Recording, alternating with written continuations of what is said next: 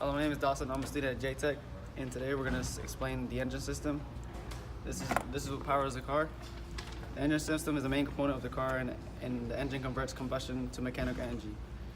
This engine is your basic engine containing the 4 strokes. Each of the 4 strokes move the pistons, which move the crankshaft, which powers the whole car. Right now we're sitting in a manual transmission.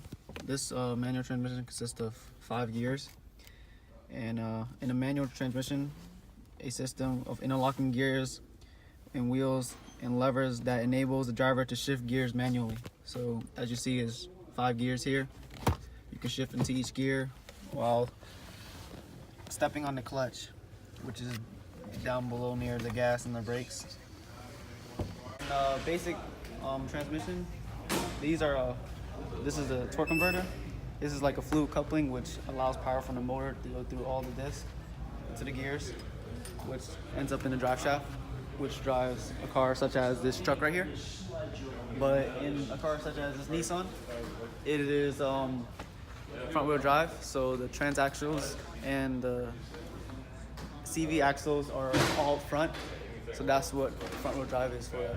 For this one, it's just a basic motor that goes into the Chevy.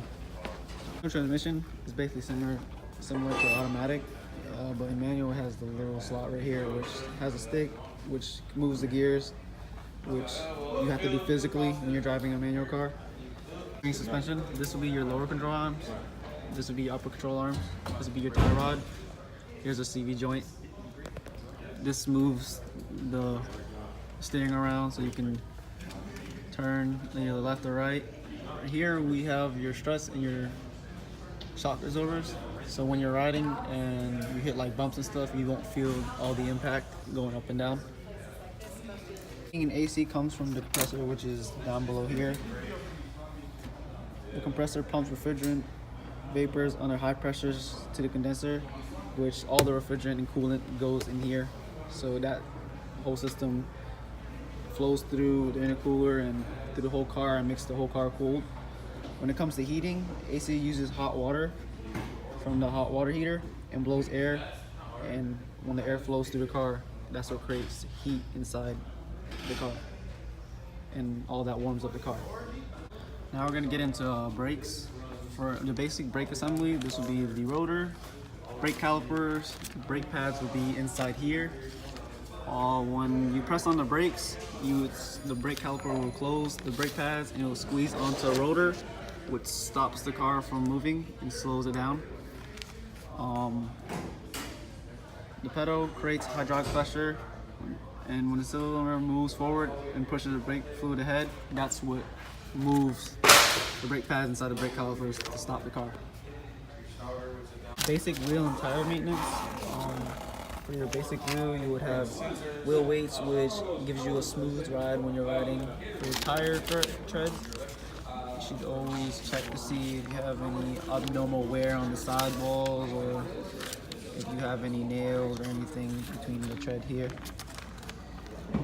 Majority of the time, you would like to keep your tread up to date so you don't risk yourself of a tire blowing and hurting yourself when you're driving. For electrical, this is the battery. This is what powers the whole car. This is the negative terminal, and then this is the positive terminal. This sends power throughout the whole car, which falls in line with the alternator, which works together to give power to such things such as window wipers, lights inside the car, your blinkers, your radio, unlocking your doors. Explain engine performance. In a regular engine like this, you would have a 4-stroke engine, which is intake, compression, combustion, and exhaust. When all that works together, that runs the engine and it makes the whole car move. Basically, for engine performance, you would like to keep up with your coolant, your power steering, your oil, and make sure everything is up to date. You have to check all your spark plugs and ignition coils and all your sensors to make sure everything is functioning properly so the engine can run and the car can move fine. When you're doing your basic inspections, you will want to make sure you check all your tubes and all your plugs to see if everything is okay. If it doesn't look right, you should probably get it checked out, because you don't want to risk yourself driving on the road hurting yourself. You should check for things like loose bolts and rust, and you would check all your fluids. You check if your headlights are working. You basically check everything in your car when you're trying to well maintenance your car. And it goes for inside the car too. If you don't well maintenance anything inside your car, one thing will be wrong, will mess up a lot of things in the future. And that's how you inspect your car.